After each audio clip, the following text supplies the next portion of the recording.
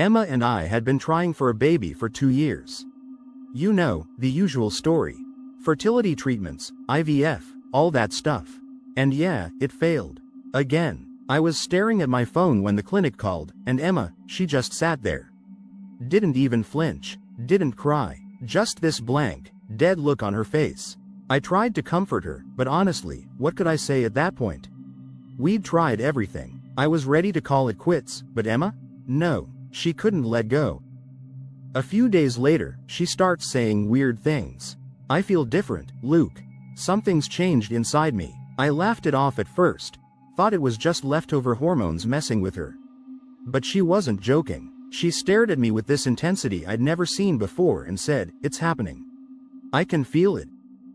2 weeks later, she tells me she's pregnant. No tests, no doctors. She just knows. And I mean, I wanted to believe her, God, I wanted to, but something about her wasn't right. The way she smiled, it wasn't the happy, overjoyed grin of a woman who finally got her miracle. It was this cold, forced thing, like she was wearing someone else's face. Then she started refusing to see the doctor. Kept saying, "I don't need to. They're fine." The word hit me like a punch to the gut. What the hell did she mean, they? But I didn't ask. I couldn't bring myself to. I told myself she was just being weird. People act weird during pregnancy, right? Things escalated fast after that. Her belly started growing at an unnatural rate. By month 2, she looked like she was 6 months in. I brought it up, tried to be gentle about it, but she just smiled, patted her stomach, and whispered, "They're hungry." My skin crawled. There was something about the way she said it, like it wasn't just a normal craving. One night, I woke up to the sound of her talking. Whispering, really. I leaned over and saw her sitting on the edge of the bed, stroking her belly. "They're coming soon," she muttered, almost in a trance. "They're coming." Her skin was pale, almost translucent in the moonlight. It scared the hell out of me, but I didn't say anything. I didn't know how. Then there was the kitchen. She started spending hours in there, just standing in the dark. When I asked what she was doing, she'd say, "Feeding them." There was never any food on the counter or in the fridge. I checked, I looked. It didn't make sense, but it wasn't the kind of thing I could talk to anyone about. She wouldn't let me touch her anymore. Anytime I tried to hug her, she jerked away like I was on fire. Her eyes, man. They were wide, unblinking, like she didn't even recognize me. I started feeling like I was losing her, bit by bit. Then it got worse. One night, I came home late from work, and there she was, standing in the dark kitchen again. But this time, the shadows, they were moving. Like they were crawling up her body, writhing like snakes. I flicked the light on, and everything snapped back to normal. Except Emma, who was staring at the wall, that blank smile on her face. "What are you doing?" I asked, my voice shaky. "Feeding them," she whispered again, but this time, her voice was so soft it was almost lost in the silence. She turned toward me, and her eyes were too dark. Hollow, like something was missing inside her. I tried to pull her away, tried to snap her out of whatever trance she was in, but she shoved me back with this insane strength. It wasn't her. It couldn't have been her. The voice that came out of her next wasn't hers either. "Don't touch me," she growled, and it was deeper, raspier, almost inhuman. That's when the nightmares started. I'd wake up drenched in sweat, heart pounding, and Emma would just be lying there next to me, her breathing so slow it barely sounded like she was alive. Sometimes I could feel something moving in the bed, like something was crawling under the sheets. I couldn't tell if I was dreaming or awake anymore. Then I made the mistake of following her to the basement. She was so quiet, moving like a shadow in the night.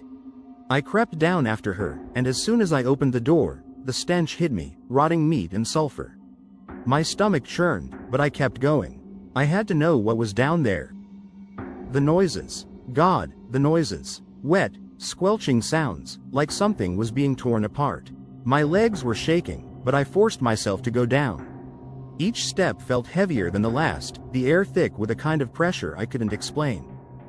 When I finally saw her, my mind couldn't process what was happening. Emma was crouched in the corner, her belly split open. But she wasn't in pain. No screams, no panic. Just calm, like this was the most normal thing in the world. And inside her, they were moving, wriggling. They weren't human. They looked like long, black worms, slick with blood. She was feeding them, feeding whatever those things were. I froze, my brain screaming at me to run, but my body was rooted to the spot. Emma's head turned, but she didn't look at me. "They're almost ready," she whispered, her voice soft, distant. "Soon."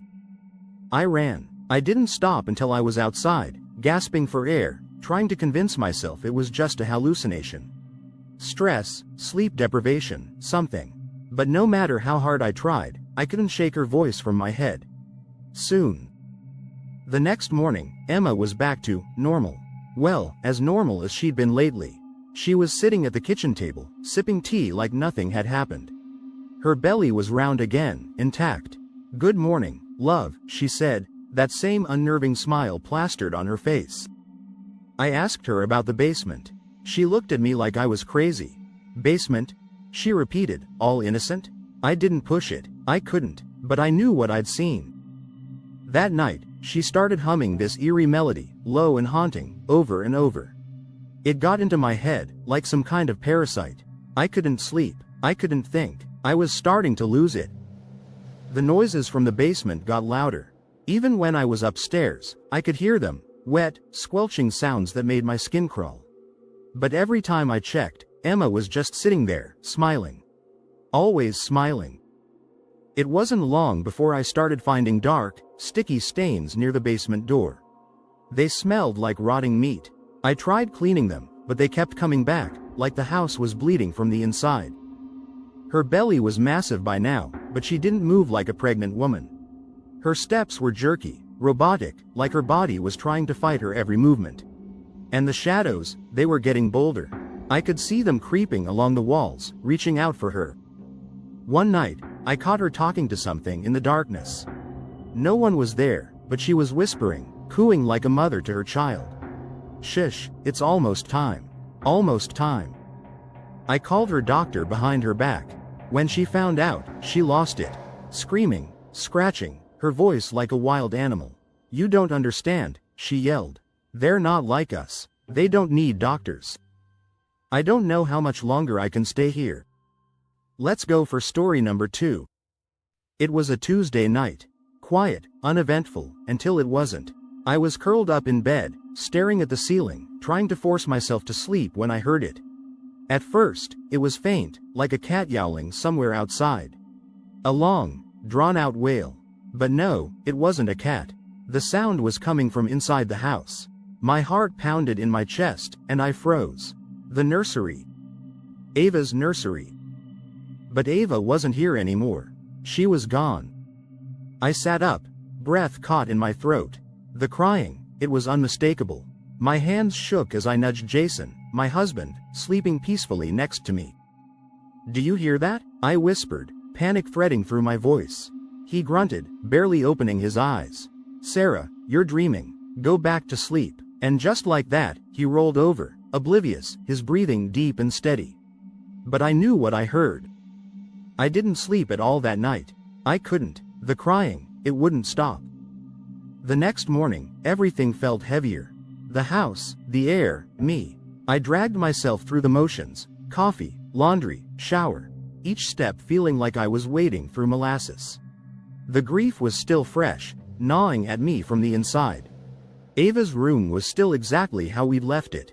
The crib sat in the middle, empty, the mobile above it swaying ever so slightly. I could barely look at it. But when I walked past the door that morning, I swear I heard the softest, saddest whimper. I stopped dead, heart hammering. I stood there, staring at the door. It was impossible, right? But I couldn't shake the feeling that something, or someone, was inside. I yanked the door open, expecting, what? I don't know. But the room was empty, just as I'd known it would be. Yet out of the corner of my eye, I saw something. A shadow, a shape. I blinked, and it was gone. Jason thinks I'm losing it. Maybe I am. We haven't been the same since the miscarriage. It's like we're living in two separate worlds. He deals with it by saying nothing, acting like everything's fine. I told him about the crying, about what I saw, or didn't see, in the nursery. He just stared at me, concern etched on his face. "You're grieving, Sarah. This is normal. Your mind is playing tricks on you."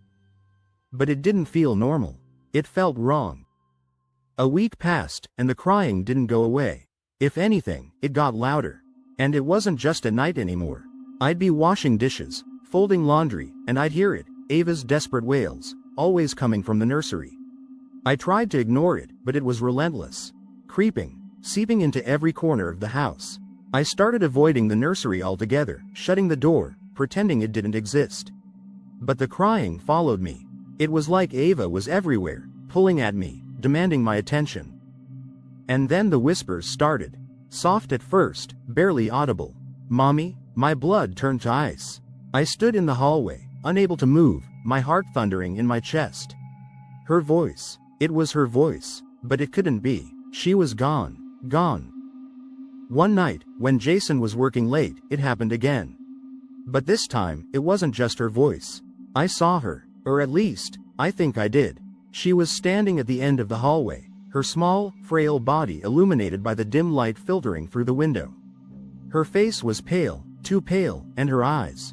God, her eyes were wide and dark, like two endless voids staring straight through me.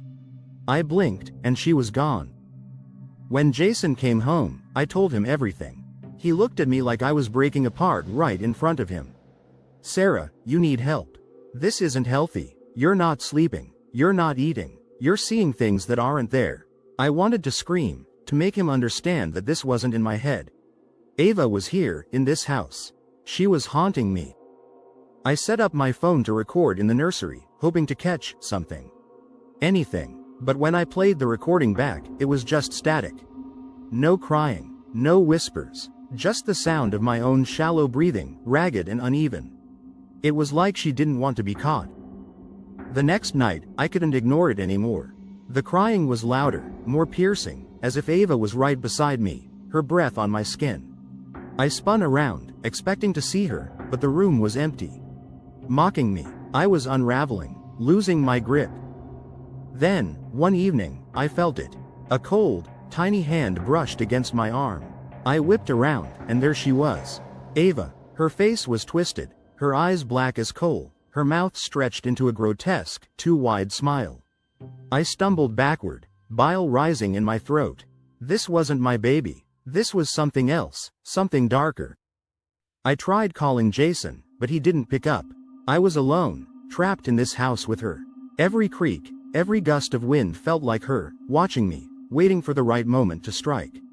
I lay in bed, wide awake, my eyes glued to the ceiling, too terrified to close them. Days passed in a blur. I stopped functioning, barely able to move from the bed. The crying grew distant, but it was always there, always haunting me. Jason came home one night and found me like that, curled up, empty.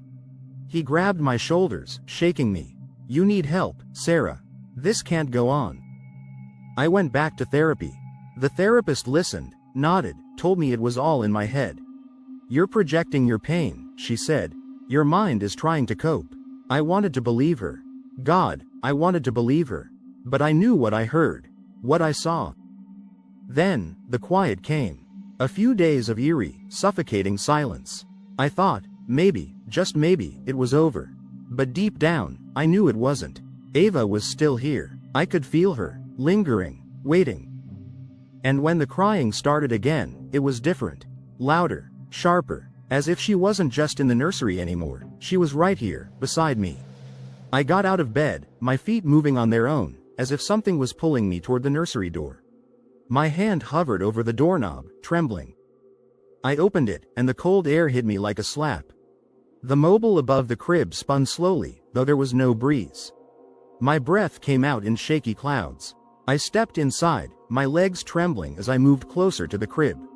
I didn't want to look, but I had to. When I pulled back the blanket, there she was. Ava. Her face was distorted, her eyes black, her mouth stretched into that horrific smile. Her tiny body was wrapped in shadows, and she wasn't moving. I stumbled back, nearly tripping over my own feet. I couldn't scream. My throat was locked tight. I just stood there, staring, waiting for her to move. But she didn't. She just watched. I don't know how long I stayed like that. Time lost meaning. Eventually, I backed out of the nursery, slamming the door behind me. I pressed my back against it, my breath coming in ragged gasps. The house felt alive, like it was pulsing with her presence. I didn't tell Jason. What was the point? He wouldn't believe me. I was alone with her. And I knew she wasn't done with me. The crying follows me now. I hear it when I cook, when I shower, when I try to distract myself with TV. Sometimes it's faint, just a distant wail. Other times, it's so loud, so piercing, that I feel like she's standing right behind me. But when I turn around, there's nothing. I've started locking the nursery door, hoping it will keep her inside. But it doesn't. Every night, I hear it. The slow creak of the door opening, no matter how tightly I lock it.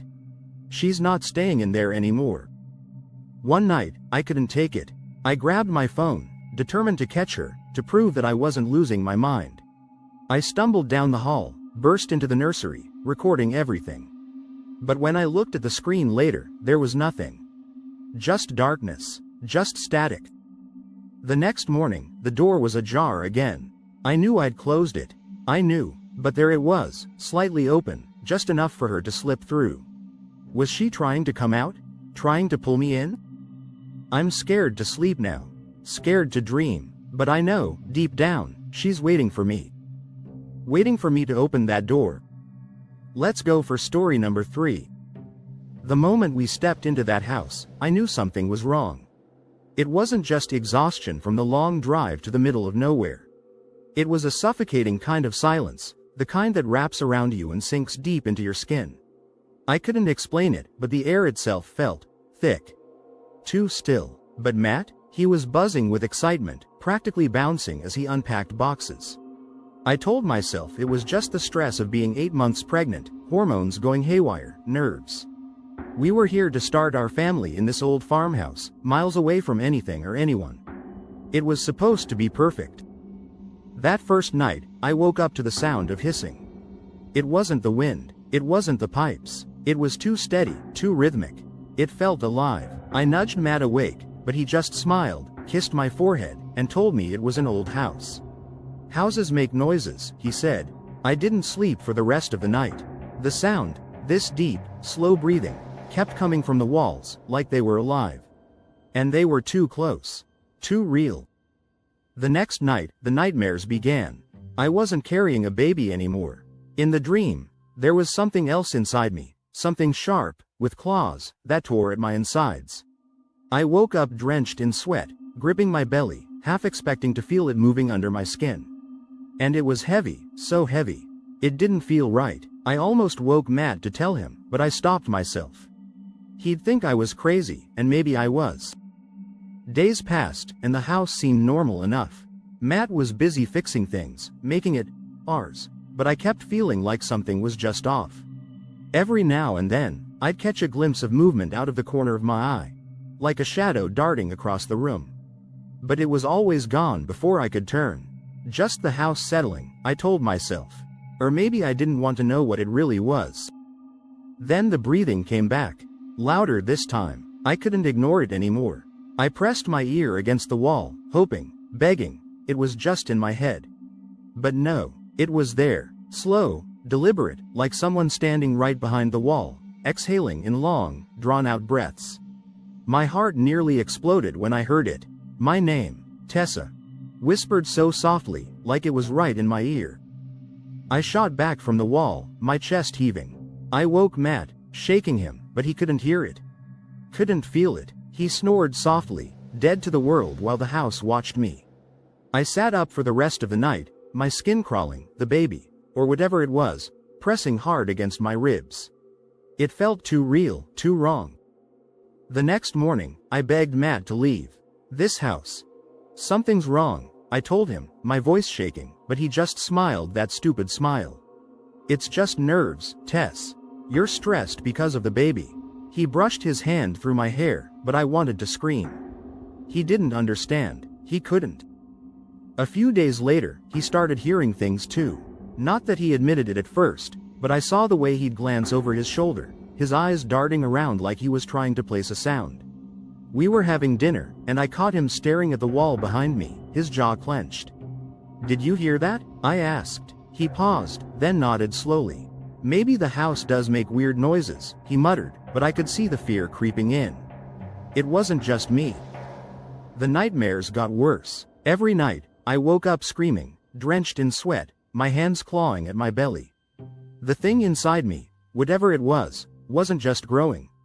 It was moving. It pushed against my skin, scratched, tried to tear its way out. And every time I told Matt, he'd hold me and tell me it was just a dream. But I knew better. I could feel it. I started avoiding the nursery. Every time I walked past it, the air felt thicker, heavier, like the room itself was watching me. The door stayed closed, but I could feel whatever was inside. It was waiting, just like the house. One night, Matt went into town to get some groceries. I was alone, and the breathing was louder than ever, filling every corner of the room. I pressed myself against the wall, hoping it would stop. But then I heard it again, clear as day. "Tessa." The whisper sent a jolt through me. This time, I didn't stay. I bolted from the room, but as I moved, the pain in my stomach hit me like a freight train. It felt like something was clawing its way out. I collapsed onto the floor, my hands gripping my belly as tears streamed down my face. The house was feeding off my fear. I could feel it. When Matt came home, I tried to tell him, tried to make him understand, but he just stared at me like I'd lost my mind. "You're scaring me, Tess," he said, his face pale. "Maybe we should see someone." But I knew no one could fix this. It wasn't in my head. The house was alive. It wanted something. That night, the walls started to crack. At first, they were tiny lines, barely noticeable, but I could hear it. The faint scratching behind the dry wall. Something was trying to get out. Matt tried patching it up, but the cracks kept spreading, and the scratching got louder. I didn't sleep that night. Every time I closed my eyes, I felt it. The thing inside me, clawing, pushing. The walls were breathing so loud now that I couldn't hear anything else. And then I heard it again, right in my ear. "Tessa." I pressed my hand against the wall, feeling it pulse under my fingers. The cracks were bigger now, and I could see inside. Tiny, writhing things were moving in the darkness, crawling, pushing against the walls, trying to get out. I screamed, backing away, but the floorboards creaked under my feet like they were alive, too, shifting with every step. The whole house was breathing, like it was one giant, living thing. And I was trapped inside it. Matt ran in, his face pale, but he couldn't see what I saw. "There's nothing there, Tessa," he shouted, grabbing my arm, but I couldn't stop screaming. The next morning, I woke up to the sound of tearing. It wasn't coming from me. It was coming from the walls. The cracks had split wide open, and there, in the darkness, I saw them. Hundreds of tiny, writhing things, crawling out. They whispered my name, their voices growing louder as they spilled into the room, wriggling over the floor, up the walls, toward me. "Tessa." Matt tried to pull me out, but it was too late. The house had come alive. The walls, the floor, the ceiling, it was all moving, closing in around us. The creatures were everywhere, filling every space, crawling over Matt, over me. Their tiny, cold bodies dug into my skin, and the whispers echoed inside my head. "Tessa." I tried to scream, but my throat tightened. It was real, all of it, the house, the creatures, the thing inside me, everything was connected. The baby, or whatever it was, started moving violently, pushing, trying to get out. Matt's grip loosened as one of the creatures latched onto his arm, biting deep. He screamed, trying to shake it off, but more of them crawled up his body, biting, scratching. I watched, frozen in terror, as they dragged him down to the floor. His screams stopped, replaced by the wet sound of flesh tearing apart. The creatures burrowed into his skin, disappearing inside him. I couldn't help him. I couldn't move. The whispers were inside my head now, telling me things. Dark, horrible things. The pain in my stomach grew worse. It felt like something was tearing me apart from the inside. I collapsed, clutching my belly, gasping for breath. The whispers coaxed me to let it out, to let whatever was inside me free. I screamed as the thing inside me broke free, tearing through my flesh. Blood soaked the floor as the emptiness consumed me. I was too weak to move, too weak to care. I turned my head, barely able to see, and there it was. A twisted, dark mass, writhing on the floor, covered in blood. It wasn't human. It wasn't anything close to human. The creatures circled it, their whispers growing louder as they merged with it, crawling into its shifting, pulsating form. The house pulsed in sync with it, like they were one. Feeding off each other, feeding off me. The last thing I saw before everything went dark was Matt's body, standing again, but it wasn't him. The creatures inside him had taken over, and as he stepped toward me, I heard it one last time. "Tessa."